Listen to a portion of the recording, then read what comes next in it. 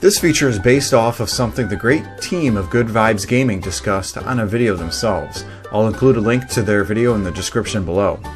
While I've mentioned my favorite series are Final Fantasy, Super Mario, Zelda, and the like, each of these series have also released games that are arguably not as good as others. Sometimes these entries try to do something new, yet the results fall flat. Others just have entries in the series that are just undeniably better. And some are just oddities that don't really fit the mold of their respective series. I'll be going over 15 different series of games and what I believe were the worst entries in all of them. In many of the series, I've played all the games to completion. Since I'm old, I've been around since the beginning of all of these, so I've got considerable experience with them. Before we jump in, there are a few rules I'll implement. First off, spin-off games are off the table. This means that Link's crossbow training for Legend of Zelda, Dr. Mario, Final Fantasy Mystic Quest, and the like will not count towards this list. Of course, this also means crappy edutainment games, embarrassing CDI Zeldas, and anything on the Virtual Boy also won't count. Sorry, not sorry. Secondly, if I haven't played over half the series, I won't list it here. Series like Mega Man X, where I've only played X1 through X3 to completion, Street Fighter, I've only played all of the offshoots of the second entry, and Mortal Kombat, only played 1 through 4, 6, and 9, won't be listed here. Starting off the list is my favorite series of all time, Final Fantasy. As a reminder, spin-offs and offshoots are off the table here, so again, no Mystic Quest or Chocobo's First Dreidel or whatever. Instead, I believe the worst entry in the Final Fantasy series is the 13th one. This is because I absolutely hate the battle system. I don't like the games where you don't control all of your party members as much, and 13 was a marked entry where this was prevalent. At least with 12, you could set up the gambit system to determine you and your team's overall behavior. Can't do this in 13. Also, unlike in 12, where you could switch party leader at any time, you can't do that in 13 until you're out of the battle. And if your party leader dies in battle, it's an automatic game over, even if the two other characters are still alive.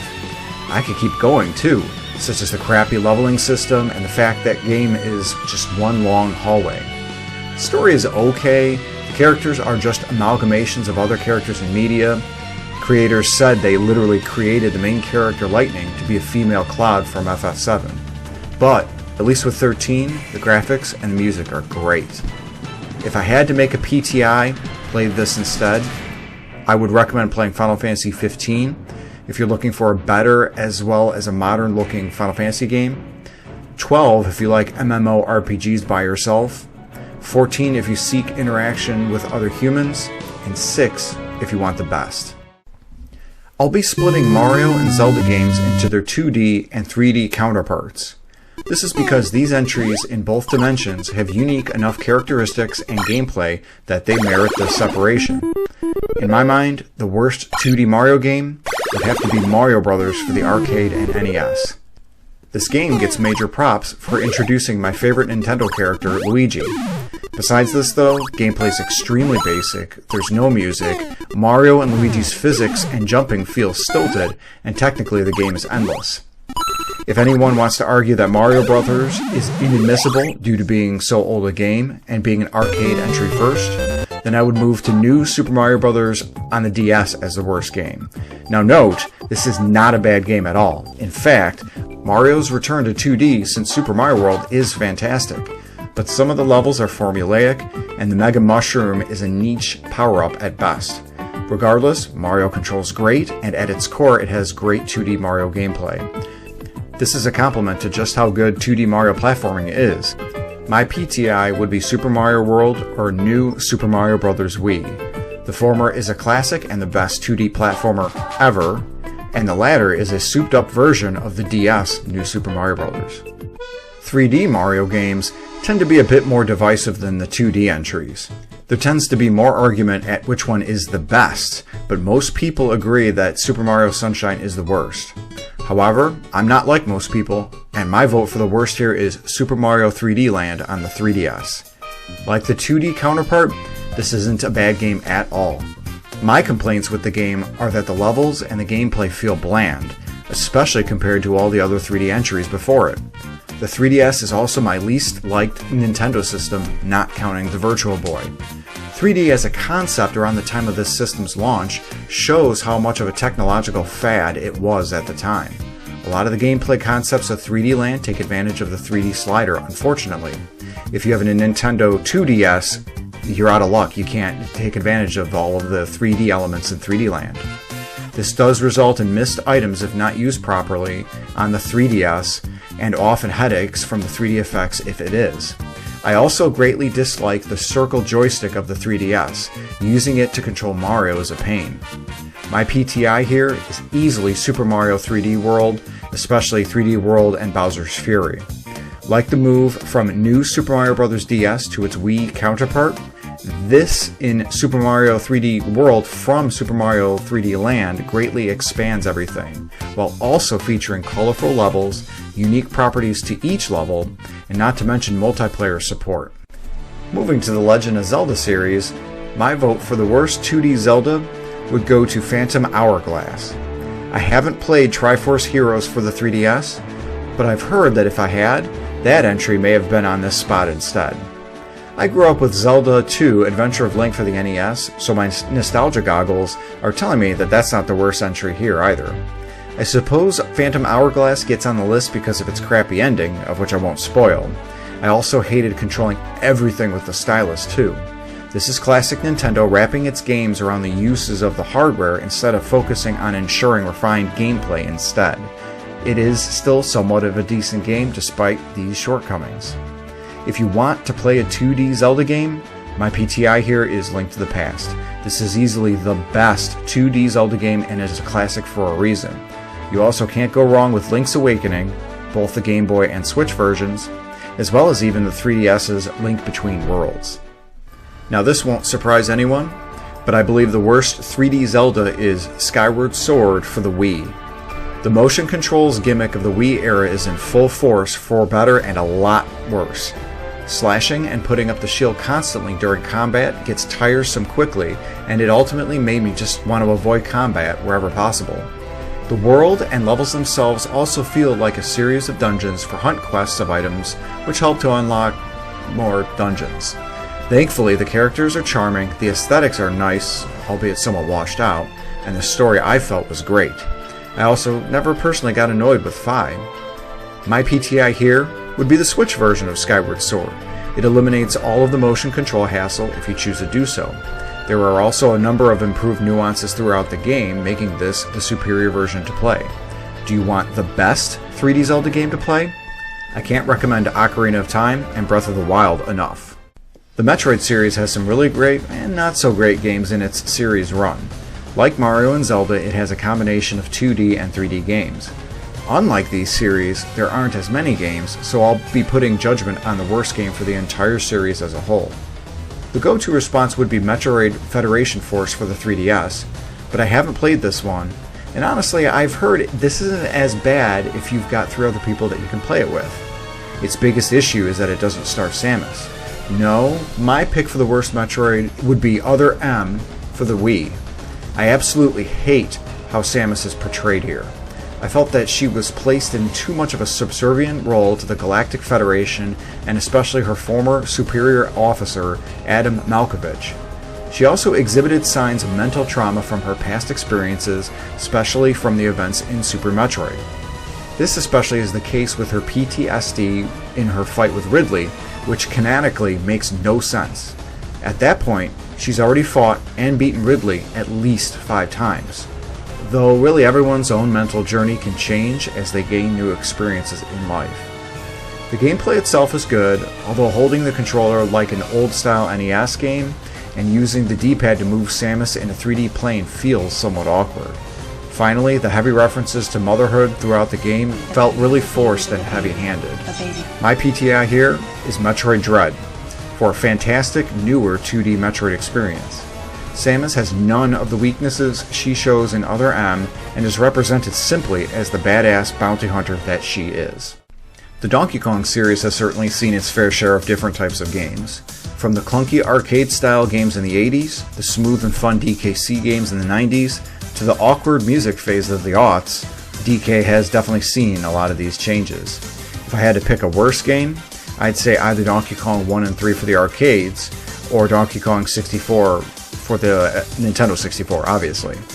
DK1 feels slow and clunky even compared to Mario Bros. For the arcade. DK3 is a smoother experience, but it just lacks that fun factor. Really, these games are a product of their times, though I suppose you could say the same with DK64. The 64 game just didn't feel as fun and smooth as a game like Super Mario 64 or even Banjo-Kazooie. Plus, the hunt fest for the various items really gets tedious after a short while. The levels are decent and the different Kongs are fun to play. I also rather enjoyed the last boss fight against King K. Rool, as it felt more like a boss gauntlet than anything. My PTIs are simple. If you want a good experience with the arcade game, play Donkey Kong 94 for the Game Boy. It grows into an amazing puzzle platformer that is the predecessor for Mario's moveset in Mario 64. For a good 3D platformer in the 64 era, you can't go wrong with Super Mario 64 or Banjo-Kazooie, as I mentioned above. The nice thing with Nintendo is that they often diversify a number of their properties into different types of games and gameplay. None besides Super Mario has seen as much as with Kirby. Many of his games have had different hooks to them. Some of these have worked well, like Kirby Planet Robobot for the 3DS, but others haven't. One of these that haven't worked well is Kirby's Dreamland 3 for the SNES, which I believe is the worst entry for the Kirby series. This game is coming off the superb Kirby Superstar, where instead of continuing this excellence, sees the aesthetic and Kirby's moveset simplified greatly. This time really had shown Nintendo leaning very heavily into focusing on kid-friendly games, and this game sure shows it. It does have darker undertones via its villain, but that's par for the course for the Kirby series. The levels are decent, and gameplay as it is seems okay, but there are definitely better Kirby games out there. To that end, my PTI would be Kirby Superstar. Though if you like the Animal Buddies portion of Kirby's Dreamland 3, I felt that Kirby's Dreamland 2 did that better. If you're up for a 3D Kirby experience, I cannot recommend Kirby and the Forgotten Land enough. What started off as a split-screen sequel to F-Zero has expanded into a series that has appeared on every Nintendo system since the Super Nintendo, not counting the Virtual Boy, of course. As you could guess, I'm referring to the Mario Kart series. Some of these Mario Kart games have stood the test of time, like Mario Kart 64. Others are literally being pushed through a long series of time, like Mario Kart 8, as that was released back in May 2014. What I feel is the worst entry, though, is a bit controversial. It is Double Dash on the GameCube.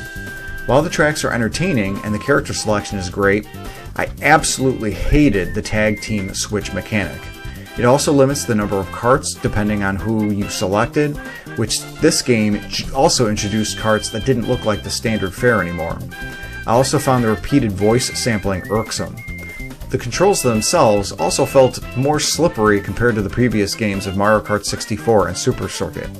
This game left me with such a sour taste that I completely skipped Mario Kart Wii, and to this day, that's the only one that I haven't played in this series. I know people believe Super Circuit for the GBA or Tour for mobile are often their leading choices for the worst Mario Kart games.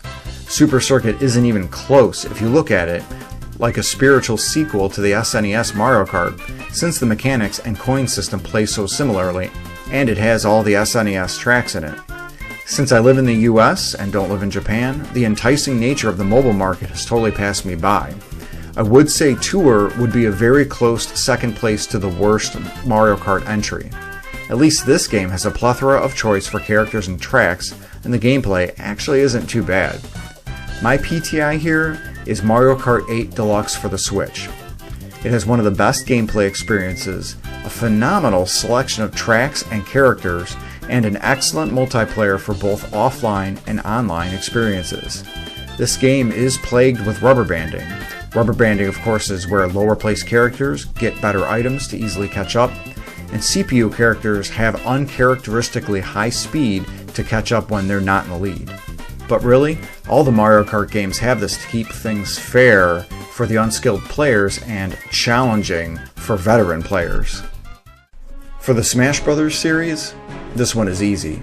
Smash Bros. Brawl for the Wii is the worst entry. The characters feel a lot more floaty, wave dashing was completely eliminated, Meta Knight is way overpowered, this points to an unbalanced roster as a whole, and the worst of all, slipping. Ugh, I can't count how many times I played with friends and how slipping has screwed me over. The one-player Subspace Emissary was cool, especially with the FMVs, but the gameplay here also got stale after a short amount of time. I recommend just watching the compilation of FMVs on YouTube if you want to see characters from these various franchises interact together, albeit non-verbally. My PTI here could be construed as controversial, as I recommend Smash Bros. Ultimate for the Switch over Melee on the GameCube. There's just too wide a gap now between potential new players and veterans, as Melee was released 20 years ago, and that's a lot of time for people to have gotten good. Not to say an especially skilled newbie can't pick it up, but generally that's not the norm. The bigger reason, though, is availability. Nintendo has not done much to port their GameCube properties to their newest platforms. Honestly, I'd be worried if they did, as there's nothing stopping Nintendo from making changes to Melee should they decide to port or re-release it. Die-hard Melee fans would cry foul that this perfect in their eyes game was changed in any way. Going back to Smash Bros. Ultimate, the selection on the roster is an absolute and literal dream, as well as one of the most balanced I've seen in any of the Smash Bros. Games. The stage selection and options match the dreamlike roster, the gameplay mechanics are superb, and this is an overall joy to play. If you've seen my top 10 Mega Man video, you'll know my choice right away in this series. It's the 8th one that was released on the PS1. The voicing is obnoxious, the music generic, and overall it's a pretty forgettable entry. My PTI here is Rockman and Forte on the Super Famicom, or Mega Man and Bass on the GBA. This is what I felt Mega Man 8 should have been. No voices, more challenging, better music, and an overall better game.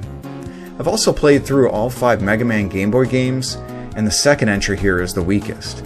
The music doesn't sound right, and even Mega Man creator Keiji Inafune believes this is the worst of the Game Boy games himself, due to the fact that it was outsourced to a different company for development. My PTI here is either the 3rd or the 5th entries. The 3rd because it feels like what a Game Boy Mega Man should be, and the 5th because it's an all-new entry and doesn't pull any Robot Masters or stages from the NES games. The Castlevania games feature a horror-type story with members or friends of the Belmont family throughout time fighting against Dracula or those who wish to resurrect Dracula. The physics of these games often varies, though generally the main characters tend to feel stiff, especially in the non-Metroidvania entries. It's probably these that I would pick what I feel are the worst in the series, and that dishonor goes to Castlevania The Adventure on the Game Boy. I have never played Castlevania 64. I've heard from a number of people that this is probably the weakest entry. But what I think makes Adventure so bad is that Christopher Belmont moves so darn slow, and the game can be mercilessly difficult, such as only giving the player 3 lives, and getting hit downgrades the whip's power-up. My PTI would either be the sequel, Belmont's Revenge for the Game Boy, or the WiiWare remake, Castlevania The Adventure Rebirth. Belmont's Revenge corrects on a lot of Adventure's faults and has a killer soundtrack to boot. Rebirth retells the original Adventure game but fixes all of the faults and is the overall better version. Sadly, the Rebirth series of games from Konami are no longer available on any current-gen console. I'm only going to focus on the 2D Sonic the Hedgehog games, because again, as a reminder, I'm only including games in series that I've played. I've only played a couple of the 3D Sonic games, and honestly, I've never been too impressed with them. What I believe is the worst entry in the 2D series is Sonic the Hedgehog 4 Episode 1, available during the PS3 and Xbox 360 era and currently available for Steam. You're seeing footage from Episode 2, which handles a lot better from the first episode, and honestly, I couldn't get the first episode to run correctly on Steam due to requiring some sort of Java application. Regardless, I felt that Episode 1 looked great and ran the high-speed levels well, but many of the stages felt like retreads of previous games, though of course named differently. This isn't to be confused with Sonic Mania literally pulling stages from Sonic's past, as those felt more like homages, and they often introduced creative new elements to them in their second acts. My biggest issue is with how Sonic controlled and felt in Episode 1. They pulled him directly from his 3D version, and unfortunately this didn't pair well with the gameplay. When Sonic isn't moving at full speed, his overall movement feels sluggish and heavy. It just doesn't feel like how Sonic should, and thankfully they course corrected this for Episode 2. So my PTI would be Episode 2, as Tails is back, the stages are fun, and it overall is the better entry. I also can't recommend Sonic Mania enough. Christian Whitehead and his studio really showed great love for Sega's mascot. There aren't too many games in the Doom series, and unfortunately for this instance, I have to call out the original Doom, specifically the port to the TI-83 Plus calculator. The game runs very slow, the enemy variety is just not there, there's no music. Yeah, you can tell this one's not serious at all. It's a miracle Doom is even running on this old calculator. I love watching the Doom and Skyrim on anything videos, and this tickled me to no end. My real choice for worst game in the series is Doom 3 on the PC, also currently available in current-gen console online stores, though the game itself really is not that bad. The issue here, I felt, is the genre shift. Dooms 1 and 2 are straight-up action FPS games with a very light amount of find the key to progress elements, but Doom 3 is more of a survival horror game. Regardless, for being the quote-unquote worst entry, it also is my PTI choice for the series if you're looking for a more survival horror form of Doom. Now if you want the classics, Doom 1 and 2 are great for that, Doom 64 for a surprisingly good-looking version of these types of games with all new levels. For a hell of a lot more action, gore, and plenty to rip and tear, you cannot go wrong with Doom 2016 and Doom Eternal. This is a great series overall. The Dragon Quest series is very fresh in my mind, as I finished the entire series, except 9 and 10, last year. I'll cover these games in a greater detail via its own top 10 video in the future. Regardless, I feel the weakest entry probably is the second game in the series on the NES. It's a great game that introduces party members for the first time, but it often requires the player to grind for levels and is known to be quite difficult. The characters and story are a little bland, but the classic Dragon Quest RPG gameplay is there. My PTI, if you're looking for a classic Dragon Quest game, is the third entry.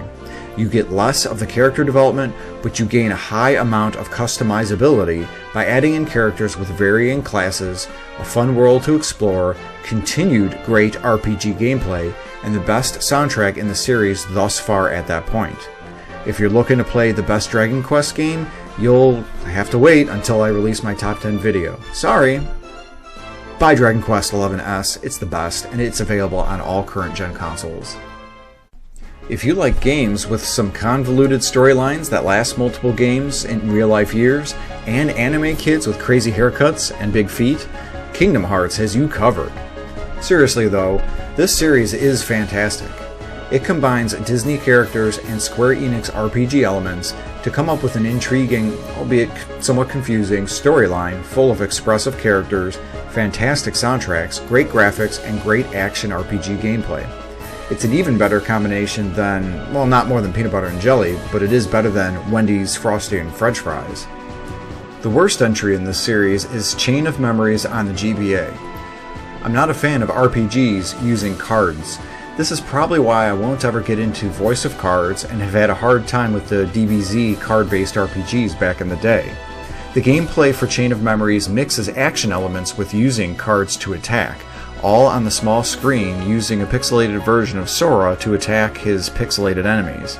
Dealing with running out of cards and managing the card deck gets tedious very quickly. This is why my PTI is the Chain of Memories version available on current-gen consoles. It's essentially the same game, but redone to look just like how Kingdom Hearts 1 is, fully 3D polygonal models with smoother gameplay.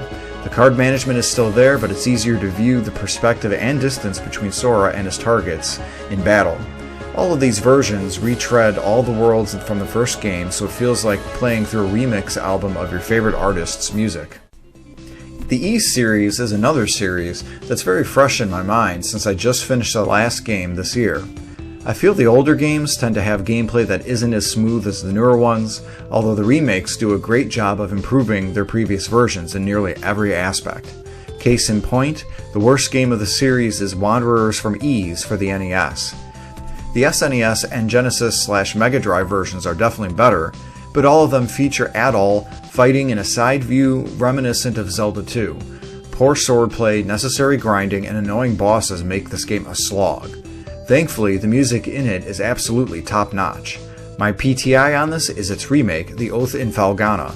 It turns the game back into a top-down game similar to Crystalis, supremely improving upon all aspects of the gameplay, and greatly expands upon the story, including developing the characters and their personalities. Most surprisingly, it also improves upon the music as well, putting it in competition with the likes of some of Nobu-san's best work. I love all of these series and their respective games. If you noticed, many of these games' worst entries aren't all that bad. This is a testament to how good these games tend to be. But what did you think? Did you agree with my choices? Or were there others in these series you felt were worse? Let me know in the comments section. Like and subscribe for more content as well. Thanks and have a great day.